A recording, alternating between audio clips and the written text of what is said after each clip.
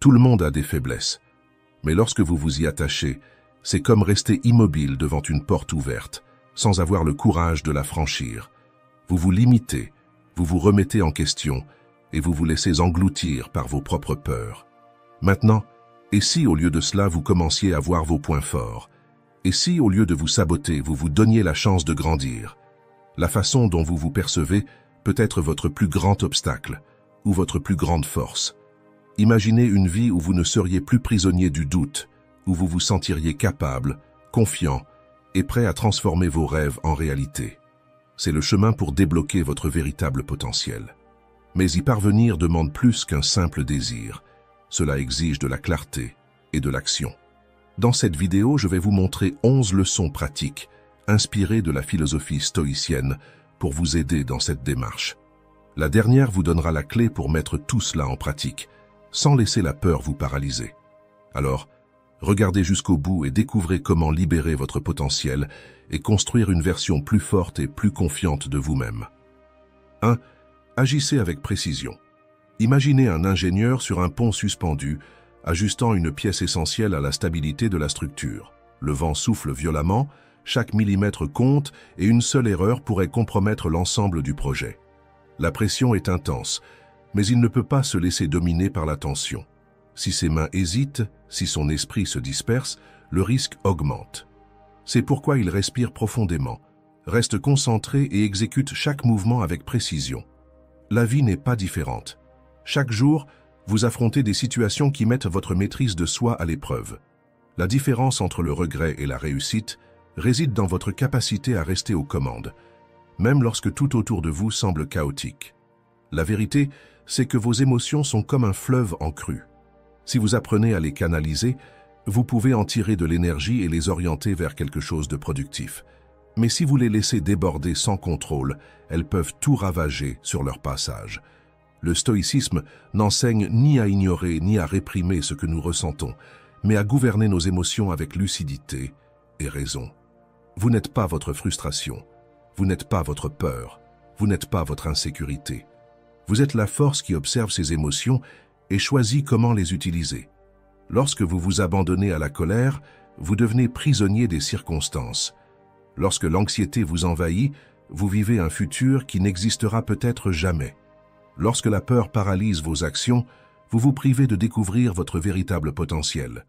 Marc Aurèle a écrit « Commence chaque journée en te disant « Aujourd'hui je rencontrerai l'ingérence d'un intrus, l'ingratitude d'un ingrat, l'arrogance d'un arrogant, la trahison d'un traître, mais rien de tout cela ne m'affectera, car mon esprit est sous mon contrôle. » La clé de la liberté émotionnelle n'est pas d'éviter les défis, mais de les affronter avec fermeté et clarté. À présent, essayez un exercice.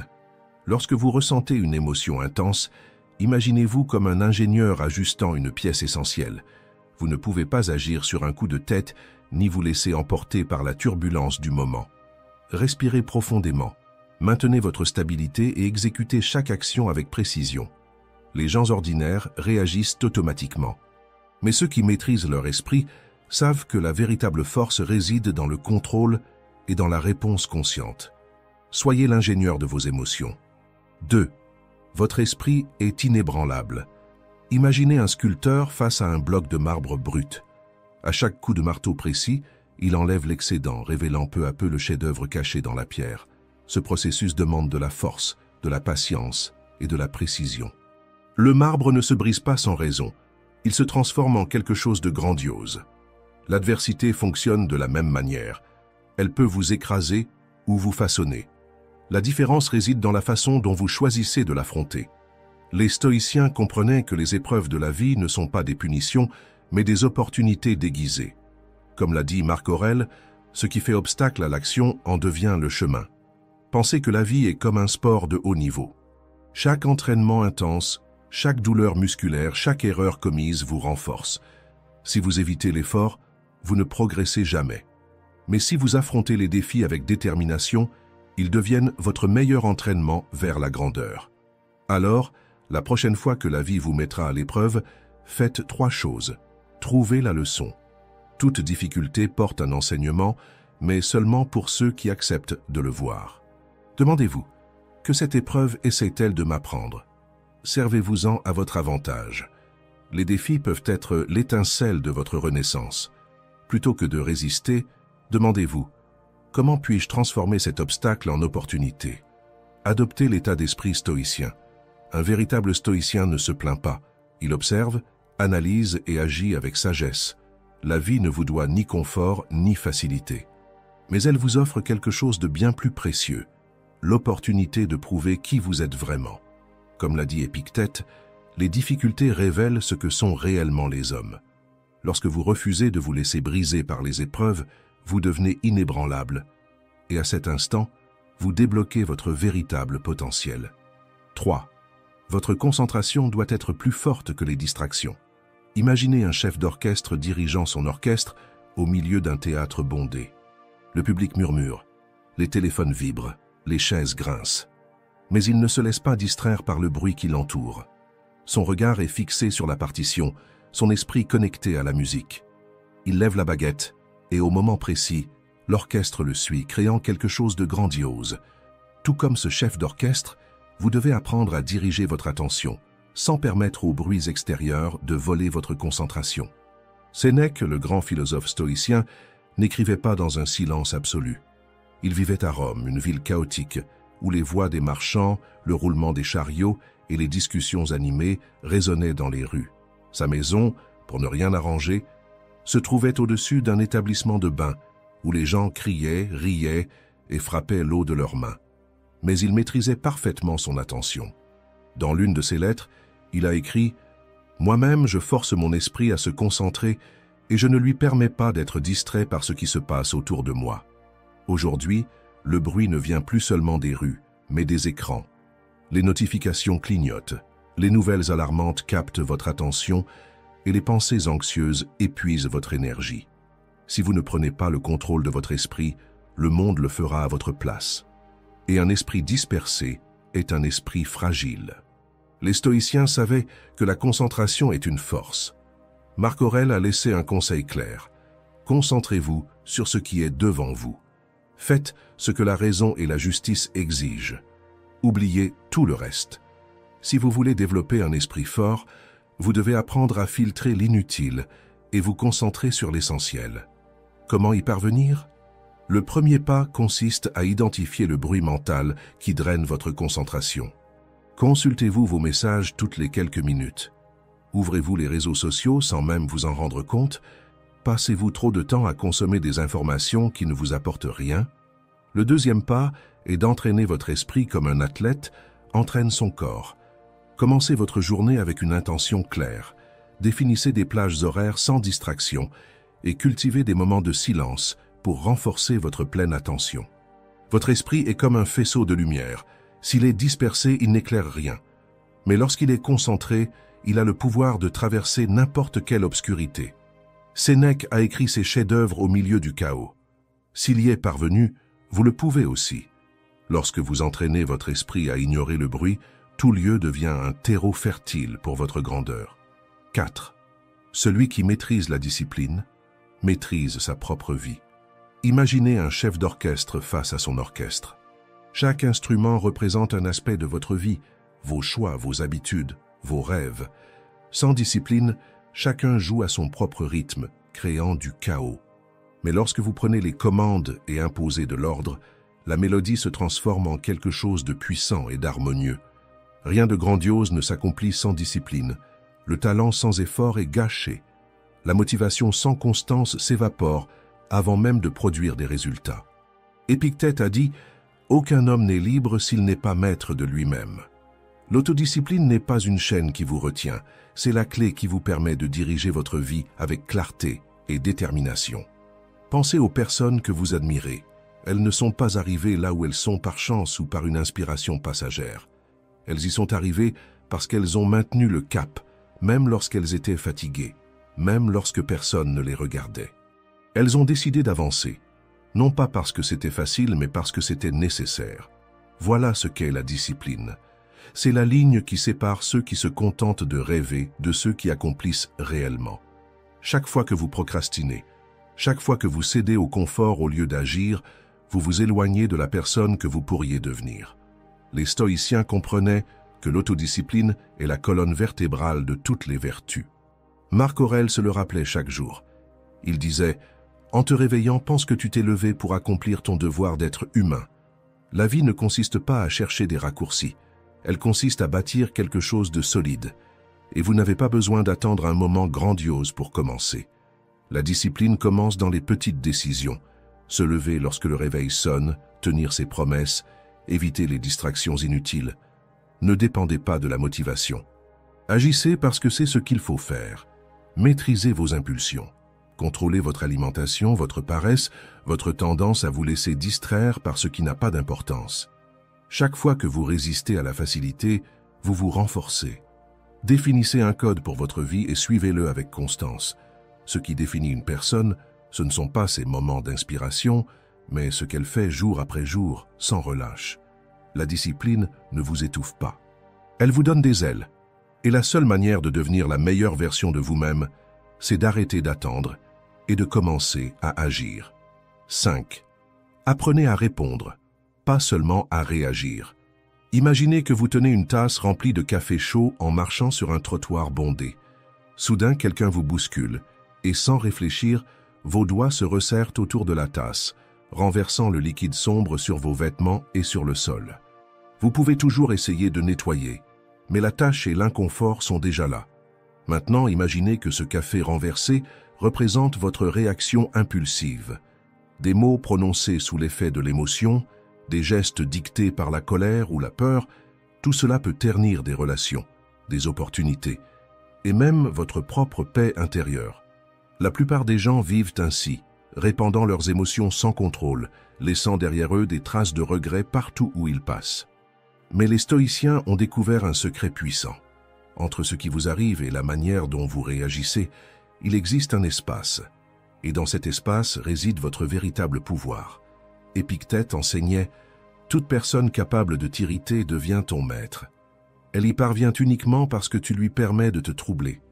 Vous ne pouvez pas empêcher quelqu'un de vous bousculer dans la vie, qu'il s'agisse d'une provocation, d'un contretemps ou d'une offense inattendue.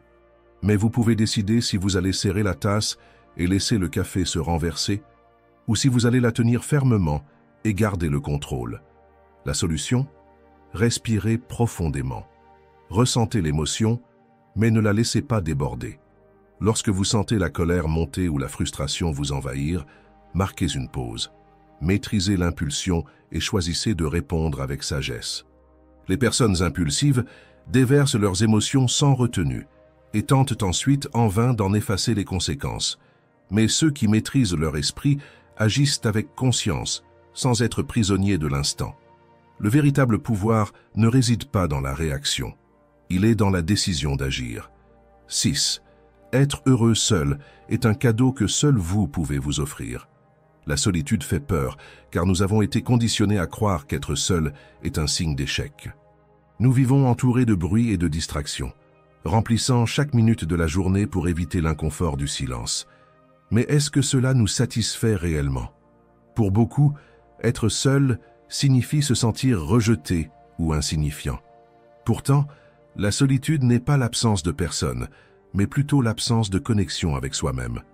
Sénèque disait « La véritable liberté réside dans la capacité à être seul avec soi-même ». Et il avait raison. Celui qui ne supporte pas sa propre compagnie devient esclave du besoin d'approbation, toujours en quête de distraction pour éviter de se confronter à lui-même. Mais celui qui apprend à se suffire découvre une force que personne ne peut lui enlever. La question n'est pas de fuir la solitude, mais de l'utiliser pour se renforcer. Réfléchissez-y. Si, soudainement, vous vous retrouviez sans Internet, sans message, sans aucune distraction, comment vous sentiriez-vous? Agité, anxieux ou en paix avec vous-même? Les personnes qui ont appris à apprécier leur propre compagnie transforment le silence en un terrain fertile pour la croissance. Plutôt que de rechercher des distractions incessantes, elles utilisent ce temps pour réfléchir, mieux comprendre leurs désirs et renforcer leur confiance en elles. Il ne s'agit pas de s'isoler du monde, mais d'équilibrer votre vie intérieure avec l'extérieur. Lorsque vous êtes seul, au lieu de vous précipiter sur votre téléphone ou d'allumer la télévision pour combler le vide, arrêtez-vous un instant et demandez-vous « Qu'est-ce que je ressens vraiment ?» Profitez de ces moments de solitude pour développer une compétence, organiser vos pensées ou simplement savourer la tranquillité. Essayez de passer une partie de votre journée sans bruit, sans musique, sans notification. Observez comment votre esprit ralentit et comment votre clarté mentale s'intensifie. Ce que beaucoup appellent solitude, les sages l'appellent autosuffisance émotionnelle. Plus vous appréciez votre propre compagnie, plus vous devenez fort et libre. La leçon stoïcienne ici n'est pas d'éviter la solitude, mais de découvrir le pouvoir qu'elle renferme. Si cette vidéo vous aide, laissez un j'aime pour que davantage de personnes puissent bénéficier de ces enseignements. Et si vous connaissez quelqu'un qui a besoin de renforcer son esprit et de trouver plus d'équilibre, partagez-la avec lui. 7. Découvrez jusqu'où vous pouvez aller. Le confort est un piège silencieux.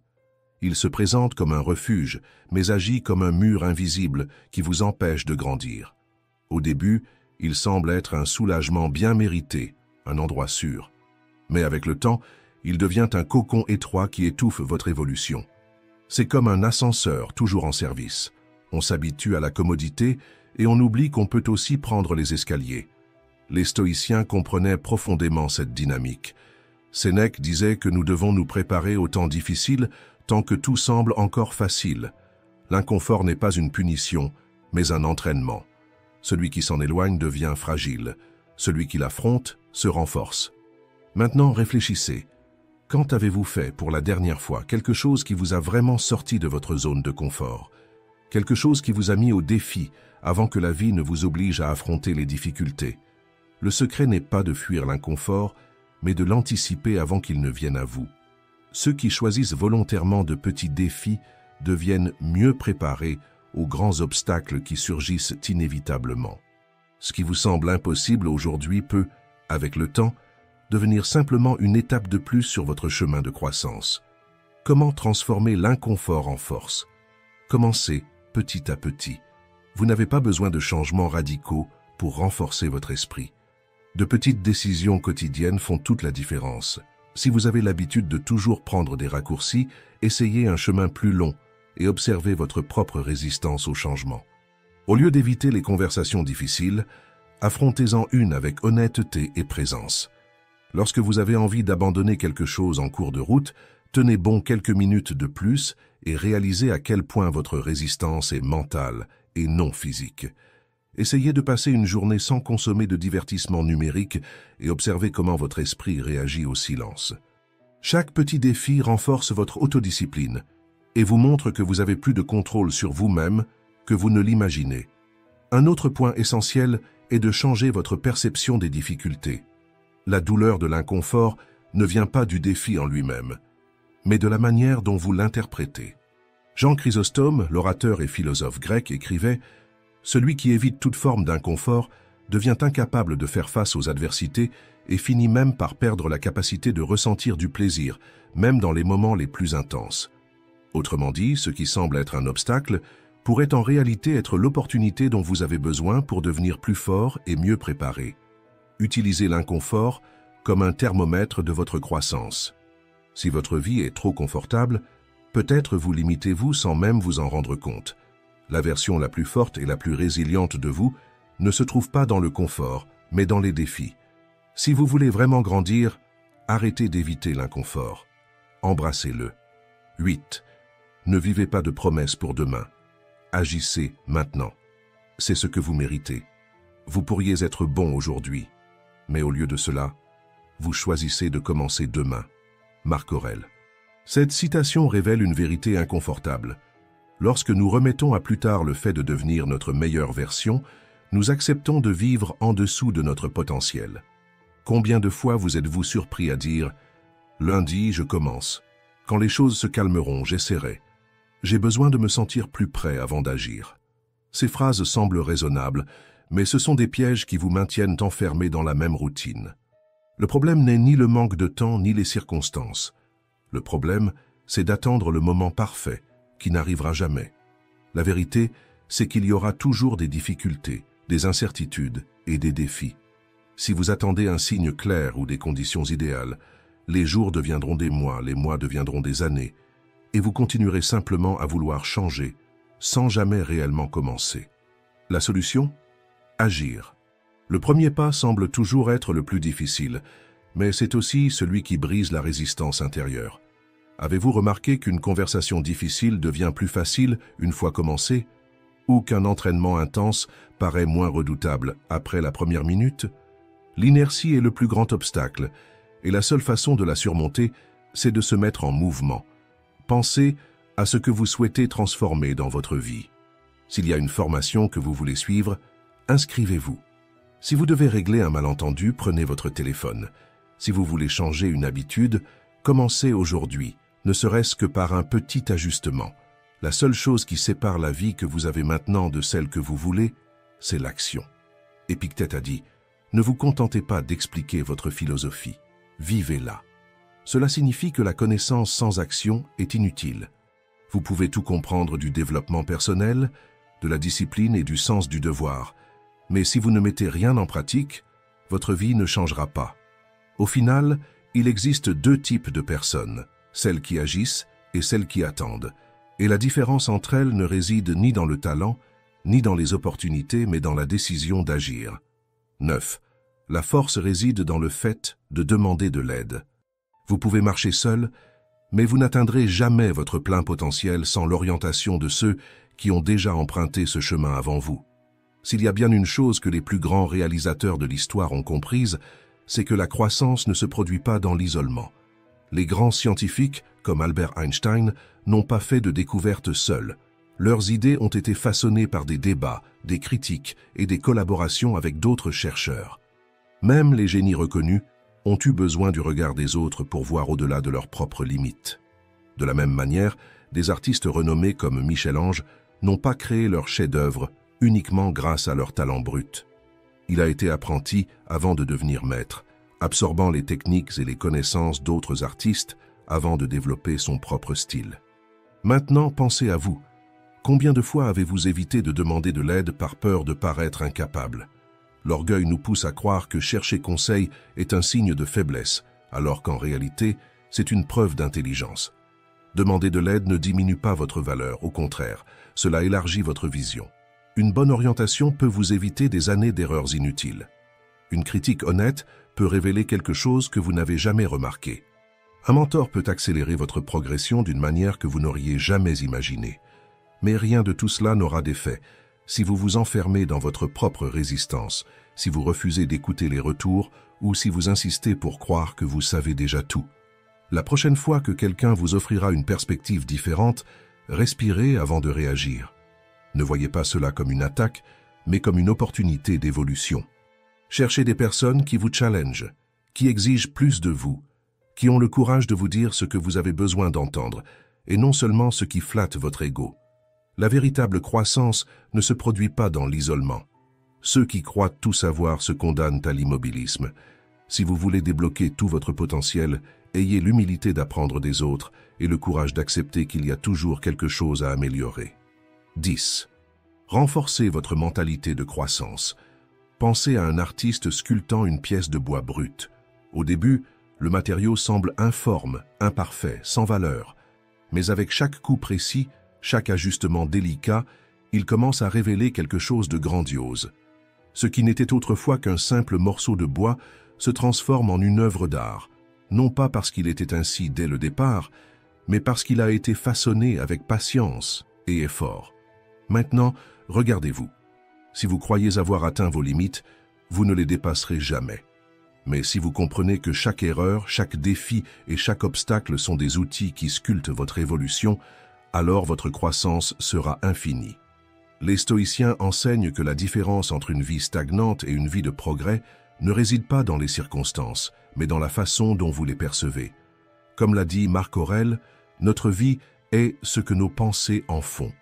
Si vous croyez ne pas en être capable, vos actions reflèteront cette croyance. Si vous vous dites que vous ne serez jamais assez bon, vous renforcerez cette limitation. Mais si vous décidez que vous en êtes capable, vous affronterez les défis avec courage et persévérance. Avoir une mentalité de croissance, c'est comprendre que les compétences ne sont pas figées. Vous n'êtes pas né définitivement bon ou mauvais en quoi que ce soit. Votre progrès dépend de votre effort, de votre discipline et de votre volonté d'apprendre. La personne que vous êtes aujourd'hui n'a pas besoin d'être la même demain, à condition que vous choisissiez de grandir. Les stoïciens ne se sont pas laissés abattre par les difficultés. Épictète soulignait l'importance de deux mots, persévérer et résister. Si vous croyez que seul le talent ou l'intelligence détermine le succès, vous abandonnerez au premier échec. Mais si vous adoptez une mentalité de croissance, vous verrez chaque obstacle comme une invitation à vous améliorer. La question que vous devez vous poser n'est pas « suis-je capable ?», mais plutôt « que puis-je faire pour m'améliorer ?» Ne vous enfermez jamais dans l'idée que c'est ainsi que je suis et je ne peux pas changer, car chaque jour est une nouvelle opportunité de transformation. Ce que vous croyez détermine jusqu'où vous pouvez aller. Si vous êtes arrivé jusqu'ici, c'est que vous aspirez à plus qu'une vie ordinaire. Et cette prise de conscience peut changer votre façon de penser, d'agir et d'affronter les défis. Mais souvenez-vous, la connaissance sans action est inutile. Commencez dès maintenant. Appliquez ces principes et observez comment votre mentalité se renforce et comment les obstacles cessent d'être des barrières. 11. Ayez une direction. Sénèque a dit « Aucun vent n'est favorable à celui qui ne sait pas où il veut aller ». C'est la vérité la plus brutale sur la croissance personnelle. Si vous n'avez pas un objectif clair, chaque distraction ressemble à un raccourci. Vous commencez une chose, puis une autre, et à la fin vous vous sentez perdu, sans réel progrès. Mais que diriez-vous si je vous disais qu'un seul mot peut transformer votre vie? Aujourd'hui, je veux vous proposer un exercice simple, mais incroyablement puissant. Choisir un mot pour guider vos actions et libérer tout votre potentiel. Cela peut sembler insignifiant, mais ne sous-estimez pas ce pouvoir. Les athlètes le font en permanence, en adoptant des devises qui leur rappellent pourquoi ils ont commencé. Les stoïciens avaient une habitude similaire. Ils choisissaient des épithètes qui représentaient les vertus qu'ils voulaient cultiver. Marc Aurèle, par exemple, ne laissait pas ses émotions décider à sa place. Il choisissait d'être honnête, modeste, direct et coopératif. Chaque jour, il revenait à ces mots pour aligner ses décisions et renforcer son identité. Maintenant, imaginez ce qui se passerait si vous faisiez la même chose. Choisir un mot peut changer votre vie, car il fonctionne comme un code mental. C'est comme régler la boussole de votre esprit sur la bonne direction. Lorsque vous avez un objectif défini, ce mot devient un point de repère pour toutes vos décisions, éliminant les distractions et renforçant votre détermination. Alors, réfléchissez. Quelle est la qualité qui, si vous la cultivez chaque jour, peut transformer votre vie? Si vous avez l'impression de dépendre trop de la validation des autres, choisissez autonomie. Si votre vie semble stagnante et que vous procrastinez trop, choisissez action. Si la peur du jugement des autres vous empêche d'avancer, choisissez indépendance. Si vous voulez développer plus de force et de résistance, choisissez constance, car le véritable changement vient de ce que vous faites chaque jour et non de ce que vous faites de temps en temps.